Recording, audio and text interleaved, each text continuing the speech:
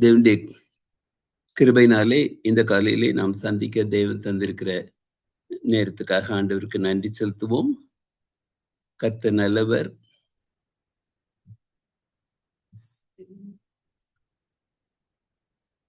இந்த நாளிலும் நாம்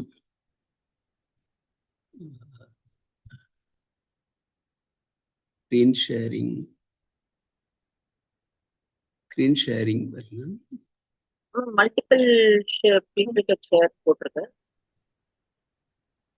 நீங்க ட்ரை பண்ணுங்க. கொடுத்தாச்சு.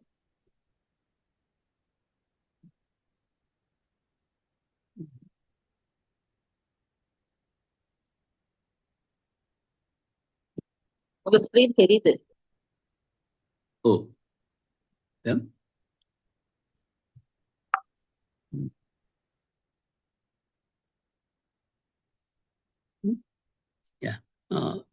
ஆண்டவர் ரட்சகருமாகிய இயேசு கிறிஸ்து நாமத்திலே உங்களை வாழ்த்துகிறேன்.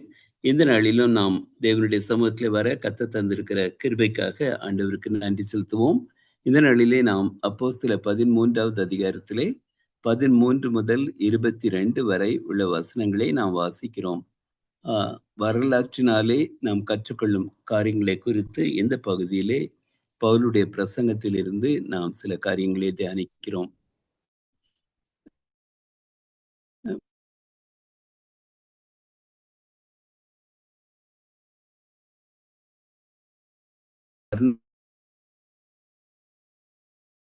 பர்னபாவும் சவுலும் என்று சொல்லி பர்னபாவும் சவுலும் வருகிறார்கள். அங்கே சவுலுடைய பெயர் கடைசியாக வருகிறது. ஆனால் இப்பொழுது லூக்கா எழுதும் போது பவுலும் அவனை சேர்ந்தவர்களும் என்று சொல்லி எழுதுகிறார். இப்பொழுதிலிருந்து பவுலுடைய லீடர்ஷிப் தலைமைத்துவம் எடுப்பதை இங்கு அது காட்டுகிறது என்று சொல்லி பார்க்கிறோம். தொடர்ந்து நாம் பார்க்கும்போது 13வது அதிகாரத்திலும் பவுலையும் பர்னபாவையும் பின்பற்றினார்கள். பவுலையும் பர்னபாவையும் என்று சொல்லி தொடர்ந்து லூக்கா எழுதுவதை பார்க்கிறோம். பர்னபாவின் இடத்திலே ஒருவேளை நீங்களோ அல்லது நானோ இருந்திருந்தால் நம்முடைய மனநிலை எந்த விதமாக இருந்திருக்கும்? நாம் யாரோ ஒருவரை அறிமுகப்படுத்துகிறோம், நாம் யாரோ ஒருவரை ஊழியத்திலோ அல்லது சபைக்கோ கொண்டு வருகிறோம். இப்பொழுது அவருக்கு முக்கியத்துவம் கொடுக்கப்பட்டு நாம் அந்த முக்கியத்துவத்திலிருந்து கீழே வரும்போது வழக்கமாக நம்முடைய ஈகோ அங்கே வந்து நான் கொண்டு வந்தவரை அவர்கள் கண்டு கொண்டார்கள், ஆனால் என்னை அல்ல என்று சொல்லி மனநிலையை வரலாம். சவுல், ராஜாவாகிய சவுல் சொன்னார் அல்லவா, எனக்கு 1000 கொடுத்தார்கள், தாவீதுக்கோ 10,000 கொடுத்தார்கள் என்று சொல்லி. ஆனால் பர்னபா அந்த விதமாக ரியாக்ட் பண்ணாதபடிக்கு தொடர்ந்து பவுலோடு கூட ஊழியத்திலே போவதை நாம் பார்க்கிறோம். அவர்கள் பாப்பப்பட்டினத்தை விட்டு அந்த கிரேத்தா தீவிலே, சைப்ரஸ் என்ற அந்த கிரேத்தா தீவிலிருந்து கப்பல் ஏறி அவர்கள் பெர்கே பட்டணத்துக்கு வருகிறார்கள். அந்த கரைப்பகுதிக்கு வந்து தொடர்ந்து பயணத்தை தொடர்கிறார்கள். பெர்கே பட்டணம் என்பது இப்பொழுது உள்ள டர்க்கி அல்லது துருக்கியில் உள்ளது. இந்த சூழ்நிலை அவர்கள் கடந்து வருகிறார்கள். அப்பொழுது தொடர்ந்து அவர்களுடைய பயணத்தை செல்லும்போது யோவான் அவர்களை விட்டு பிரிந்து எருசலேமுக்கு திரும்பி போனான். அதை குறித்து நாம் அதற்கான காரணங்களை குறித்து மற்றொரு முறை நாம் தியானிக்கலாம். அவர்கள் பெர்கே பட்டணம் அது கடற்கரை ஓரத்தில் இருந்தது. அங்கிருந்து பிசிதியா நாட்டில் உள்ள அந்தியோகியாவுக்கு வந்து முதலாவது இவர்கள் அனுப்பப்பட்ட அந்த அந்தியோகியா வேறு ஒன்று. அந்த அந்தியோகியா சபையிலிருந்து அவர்கள் அனுப்பப்படுகிறார்கள். இது பிசிதியா நாட்டில் உள்ள அந்தியோகியா. இங்கு வருகிறார்கள். இதற்கு என்ன காரணம் என்று சொல்லும்போது, ஒருவேளை கடற்கரையில் இருந்த பெர்கையில் இருக்கும்போது ஒருவேளை பவுல் சுகவீனமாக இருந்திருக்கலாம் என்று சொல்லப்படுகிறது.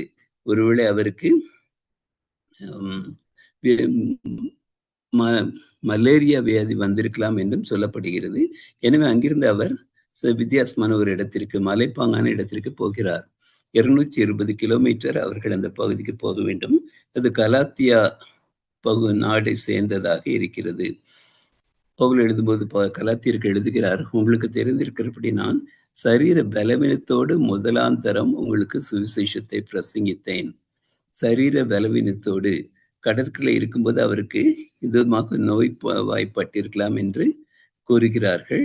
எனவே அவர் 3600 அடி உயரத்தில் உள்ள பிசிதியாவில் உள்ள அந்தியோகியாவுக்கு சென்றிருக்கலாம் என்று கூறப்படுகிறது. ஓய்வு நாளிலே ஜெப ஆலயத்தில் பிரவேசித்து உட்கார்ந்தார்கள்.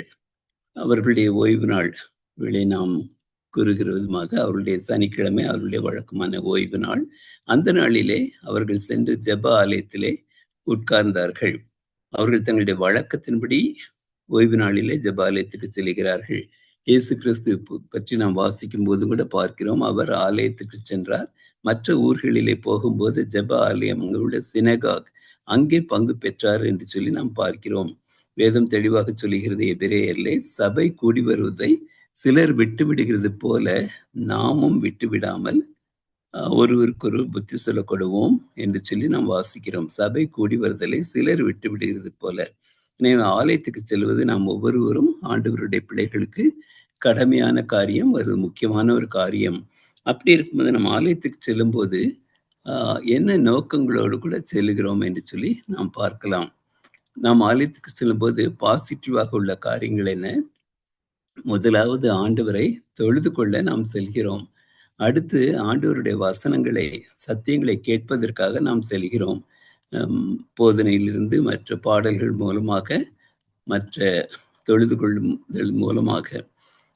அடுத்து சில சாக்ரமெண்ட்ஸ் என்று சொல்லப்படுகிற காரியங்கள் இருக்கிறது, அதற்காக நாம் ஆலயத்துக்கு செல்கிறோம். ஞான ஸ்நானம், திருவிருந்து போன்ற காரியங்கள்.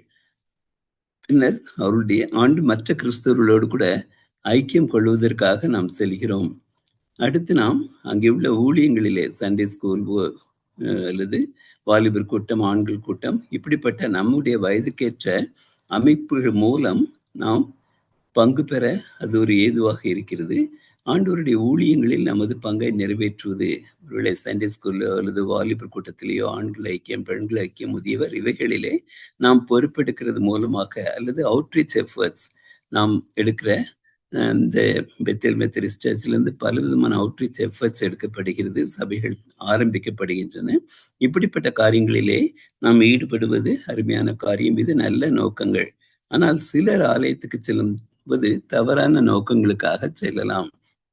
இன்றைக்கு ஞாயிற்றுக்கிழமை, எனவே நான் கட்டாயம் செய்ய வேண்டிய ஒரு சடங்காச்சாரம், I have to go for the Sunday worship என்ற ஒரு ஆட்டிடியூட், அல்லது இட்ஸ் அ சோஷியல் கேதரிங், ஏதோ ஒரு பொழுதுபோக்காக மற்றவர்கள் மற்ற இடங்களுக்கு செல்வது போல ஐ கோ ஃபார் சோஷியல் கேதரிங், அல்லது இங்கே போனால் தான் நான் இவங்களெல்லாம் நான் பார்க்க முடியும், என்னுடைய சொந்தக்காரங்களை பார்க்கலாம், தெரிஞ்சவங்களை பார்க்கலாம் அப்படிங்கிற ஒரு இது. அல்லது நாம் நம்முடைய செல்வாக்க, அந்தஸ்த, நகை, உடை, அலங்காரத்தை காண்பிக்கும் ஒரு இடமாக இருக்கலாம். சில ஆலயங்களிலே ஆராதனைக்கு நாம் போகும்போது இந்த காரியம் ஆப்வியஸாக தெரிவதை நாம் பார்க்கிறோம். அல்லது என்னுடைய அதிகாரத்தை, என்னுடைய அந்தஸ்தை காண்பிப்பதற்காக சபைகளிலே பொறுப்புகளை எடுப்பது. சபைகளிலே பொறுப்புகளை எடுக்க வேண்டும். But what is the reason behind it? What is the motive behind it? என்னுடைய காரியங்களை, அல்லது நான் பொசிஷனில் இருக்கும்போது அதை நான் விட்டு கொடுக்கவே கூடாது. நான் என்னுடைய பொசிஷன், என்னுடைய குடும்பம், அப்படிப்பட்ட மனநிலையிலே நாம் இருப்பது ஒரு தவறான காரியம். அல்லது ஆலயம் மூலமாக எனக்கு கிடைக்கக்கூடிய சில உதவிகள், சலுகைகள். எனவே சரியான நோக்கத்தோடு கூட ஆலயத்திற்கு சென்று ஆண்டவரை தொழுது கொள்ள தேவன் நமக்கு கிருபை செய்வாராக. நியாயப்பிரமாணம், தீர்க்க தரிசனமும் வாசித்து முடிந்த பின், சகோதரரை, நீங்கள் ஜனங்களுக்கு புத்தி சொல்ல விரும்பினால் சொல்லுங்கள் என்று சொல்லும்படி ஜெப ஆலய தலைவர்கள் அவரிடத்தில் ஆள் அனுப்பினார்கள். நியாயப்பிரமாணம் என்று சொல்லும்போது வேதத்தில் உள்ள முதல் 5 புத்தகங்கள், பஞ்சாகமம் என்று சொல்வது மோசே எழுதினதாக கூறப்படும் இந்த 5 புத்தகங்கள் என்று சொல்லி பார்க்கிறோம். தீர்க்க தரிசனம், இவைகள் தான் அந்த நேரத்திலே அவர்களிடத்தில் இருந்த வேதாகமம், சங்கீதங்களும் இருந்தது. இவைகளில் இருந்து வாசிக்கிறார்கள். வாசித்த பிறகு நீங்கள் ஜனங்களுக்கு புத்தி சொல்ல விரும்பினால் சொல்லுங்கள் என்று அந்த ஜெப ஆலய தலைவர்கள் அவரிடத்திலே ஆள் அனுப்புகிறார்கள். ஜெப ஆலய வழக்கத்தின்படி வேத பகுதிகள் வாசித்த பிறகு அங்கே இருக்கிற மூப்பர்கள் வேத வாசனத்திலிருந்து விளக்கம் கொடுப்பார்கள், அல்லது புதிதாக வந்தவர்களுக்கும் அந்த வாய்ப்பு கொடுக்கப்படுகிறது. இயேசு கிறிஸ்து தான் ஆசிரியத்துக்கு வந்த போது அவரும் கூட வாசிக்க எழுந்து நின்றார். அவரிடத்திலே வேதம் கொடுக்கப்பட்டது. அவர் ஏசாயாவிலிருந்து வாசித்தார் என்று சொல்லி நாம் அறிவோம். பவுல் எழுந்திருந்து கையமர்த்தி, இஸ்ரவேலரே, தேவனுக்கு பயந்து நடக்கிற சகல ஜனங்களை கேளுங்கள். முதலாவது ஆரம்பிக்கும் போது அவர்களிடத்திலே he shows the positive things in them. அதை அவர் அப்ரிஷியேட் பண்ணுவதை நம்ம பார்க்குறோம். நீங்கள் வந்து எல்லாரும் தேவனுக்கு பயந்து நடக்கிற காரியம் ரொம்ப நல்ல காரியம் அப்படின்னு சொல்லி he prepares the ground for them. அவங்க இவருடைய வசனத்தை கேட்கத்தக்கதா அந்த காரியத்தை ஆயத்தப்படுத்துகிறார் அப்படின்னு சொல்லி பார்க்குறோம். அண்டு தொடர்ந்து வேதத்திலிருந்து அவர் சொல்லும்போது தேவன் நம்முடைய பிதாக்களை தெரிந்து கொண்டார் அப்படின்னு சொல்றாரு. வேதத்துல பார்க்குறோம் இஸ்ரவேலரை தெரிந்து கொள்வதை குறித்து அங்கே உபாகமத்தில் எழுதப்பட்டிருக்கிறது. பூச்சரில் எல்லா ஜனங்களிலும் உன் தேவனாகிய கர்த்தர் உன்னை தமக்கு சொந்தமாக தெரிந்து கொண்டார். எண்ணிக்கை அதிகமாக இருக்கிறதுனால அல்ல, திரட்சியான ஜனங்கள் என்று கர்த்தர் உங்கள் மேல் வைத்து உங்களை தெரிந்து கொள்ளவில்லை. நீங்கள் எல்லா ஜனங்களிலும் கொஞ்சமா இருந்தீர்கள். இன்றைக்கு கூட இஸ்ரவேலுடைய ஜனத்தொகை என்று சொல்லி பார்க்கும்போது 92, 93 லட்சங்கள் தான் இருக்கிறார்கள். 1 கோடிக்கும் குறைவான விதத்திலே தான். நம்முடைய தேசத்திலே 150 கோடிகள் நாம் இருக்கும்போது இஸ்ரவேலிலே 1 கோடிக்கும் குறைந்த அளவிலே தான் இருக்கிறார்கள். ஆனாலும் அவர்களை தேவன் தெரிந்து கொண்டு அவர்கள் மூலமாக பெரிய காரியங்களை செய்வதை பார்க்கிறோம். பின்னதாக கர்த்தர் அன்பு வைக்கிறதுனாலும் ஆணையை காத்ததினாலும் உங்களை தெரிந்து கொண்டார் என்று சொல்லி சொல்லப்படுகிறது. நீங்கள் பூமியின் மீதும் எல்லாம் உங்களையே கர்த்தர் தெரிந்து கொண்டார். என் தாசனாகிய இஸ்ரவேலை நான் தெரிந்து கொண்ட யாக்கோபை என் சிநேகிதனாகிய ஆபிரகாம் சந்ததியே என்று சொல்லி ஆண்டவர் அழைக்கிறார். இயேசு கிறிஸ்து சொல்லும்போதும் சொல்லுகிறார், நீங்கள் என்னை தெரிந்து கொள்ளவில்லை, நான் உங்களை தெரிந்து கொண்டேன். எனவே நம்முடைய முயற்சி அல்ல, கர்த்தர் நம்மை தெரிந்து கொள்கிறார். நாம் பிரியப்படுகிறதுனாலே அல்ல, தேவன் உங்களையும் என்னையும் தெரிந்து கொண்டதினாலே நாம் அவருடைய பிள்ளைகளாக இருக்கிறோம். அவருடைய ஆலயத்தில் பொறுப்புகளை வகிக்கிறோம், அவருக்காக வாழ்கிறோம். இதை நாம் திரும்ப திரும்ப ஞாபகத்தில் வைத்துக் கொள்ள வேண்டும். அவர்கள் பரதேசிகளாய் சஞ்சரித்த போது அவர்களை உயர்த்தி தேவன் உயர்வை தருகிறார். அவர்கள் ஒன்றுமில்லாமல் இருந்தார்கள், கர்த்தர் அவர்களை உயர்த்துகிறார். சங்கீதத்தில் வாசிக்கிறோம், தேவனை நியாயாதிபதி ஒருவனை தாழ்த்தி ஒருவனை உயர்த்துகிறார் என்று சொல்லி. So the promotion cometh from the Lord என்று சொல்லி நாம் வாசிக்கிறோம். அவருடைய புய பலத்தினாலே புறப்பட பண்ணுகிறார். நம்முடைய வாழ்க்கையிலே நம்முடைய எகிப்து பாவக்கட்டுகள், தேவையில்லாத சூழ்நிலைகள், அசுத்தமான காரியங்கள், அப்படிப்பட்ட அடிமைத்தனத்திலிருந்து உங்களையும் என்னையும் இயேசு கிறிஸ்து தம்முடைய இரத்தத்தினாலே விடுதலை செய்கிறார். நமக்கு சாதகமில்லாத சூழ்நிலைகளில் இருந்து நம்மை புறப்பட பண்ணுகிறார். அவர்களை எகிப்திலிருந்து புறப்பட பண்ணின தேவன் நாம் கூட சாதகமில்லாத சூழ்நிலைகளில் இருப்போமானால் அங்கிருந்து புறப்பட்டு செல்ல கர்த்தர் நம்மை வழி நடத்துகிறார். அது மாத்திரமல்ல, 40 வருஷமாய் அவர்களை வனாந்திரத்திலே ஆதரிக்கிறார். அவர்கள் இந்த 40 வருஷங்களும் விதைப்போ அறுப்போ எதுவுமே செய்யாதபடிக்கு ஆண்டவராலே போஷிக்கப்பட்டார்கள்.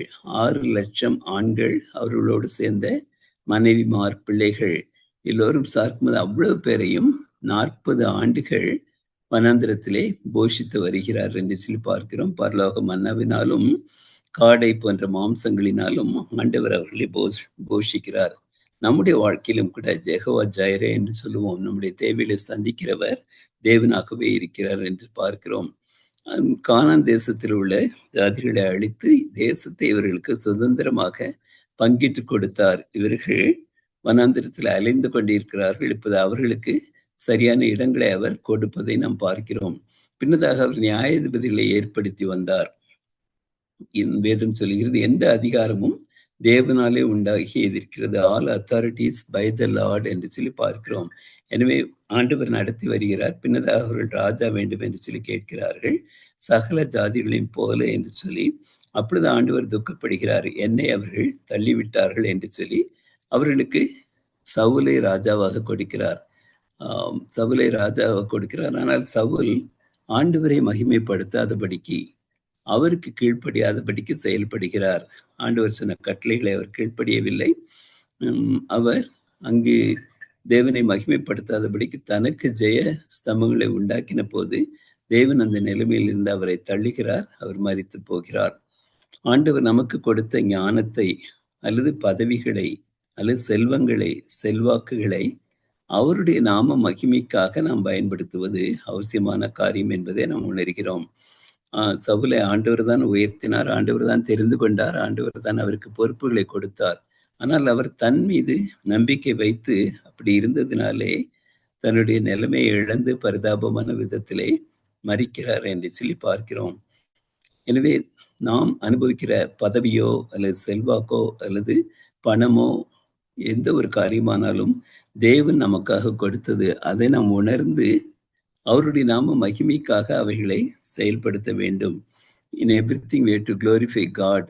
அப்படி இல்லாதபடிக்கு சவுலை போல நான் எனக்கு என்று சொல்லி யோசிப்போமானால் அது நமக்கு வித்தியாசமான தேவையில்லாத சூழ்நிலைகளை கொண்டு வர வாய்ப்பு உண்டு. பின்னதாக தாவீதை அங்கே ராஜாவாக ஏற்படுத்துகிறார். தாவீதை குறித்து சொல்லும்போது என் இருதயத்துக்கு ஏற்றவனாக கண்டேன் என்று சொல்கிறார். எனக்கு சித்தமானவைகளை எல்லாம் அவன் செய்வான். A man after my own heart என்று சொல்கிறார். தன்னுடைய சித்தமான காரியங்களை அவர் நிறைவேற்றுவார் என்று. தாவீது ஒருவேளை he was not 100% perfect. அவருடைய வாழ்க்கையிலே குறைவுகள் இருந்தது என்று சொல்லி நாம் அறிவோம். அந்த குறைவுகளை உணர்த்தப்படும் போது நாத்தான் உணர்த்தும் போது அவர் தன் மனம் திரும்பி தன்னை தாழ்த்தி ஆண்டவரிடத்திலே வருகிறார். அவருக்கு பிரியமாக நடக்கிறதுனாலே அவருடைய சிதயத்துக்கு ஏற்றவர் என்று சொல்லி சாட்சி கொடுக்கிறார். சவுலுடைய வாழ்க்கை வித்தியாசமாக இருந்தது, தாவீதுடைய வாழ்க்கை வித்தியாசமாக இருந்தது. நாம் யோசித்து பார்ப்போம், நம்முடைய வாழ்க்கையிலே எந்த விதமாக நாம் இருக்கிறோம் என்று சொல்லி. இன்று என்னை குறித்து ஆண்டவர் சொல்லும்போது தாவீதை என் இருதயத்திற்கு ஏற்றவனாக கண்டேன் என்று சாட்சி சொன்னது போல என்னை குறித்து ஆண்டவர் இன்றைக்கு என்ன சாட்சி சொல்லுவார்? நாம் யோசித்து பார்ப்போம். The Lord has given a testimony about ourselves. In what way he will describe us? நம்மை குறித்து எந்த விதமாக சொல்லுவார்? சவுலை போல நாம் தள்ளிவிடப்படாதபடிக்கு தாவீதை போல கர்த்தரின் சித்தத்தை செய்து அவரின் சாட்சியை பெற்று வாழ தேவன் நமக்கு உதவி செய்ய வேண்டும். அது நம்முடைய ஜெபமாக இருக்க வேண்டும். ஆண்டவரே, உம்முடைய சித்தத்தை செய்ய இன்றைக்கு எனக்கு உதவி செய்யும். என் வாழ்க்கையில உம்முடைய சித்தத்தை நிறைவேற்ற நேர் எனக்கு கிருபை தாரும் என்று சொல்லி நம்மை தாழ்த்தி கொடுக்கும்போது கர்த்தர் நம்மை குறித்தும் கூட என் இருதயத்திற்கு ஏற்ற மகன், என் இருதயத்திற்கு ஏற்ற மகள் என்று சொல்லி சாட்சி கொடுக்க முடியும். அப்படிப்பட்ட வாழ்க்கை வாழ தேவன் நமக்கு கிருபை செய்வாராக. ஆமென். ஆமென். தேங்க்யூ அண்ணன். நாம் ஜெபித்து முடிப்போம்.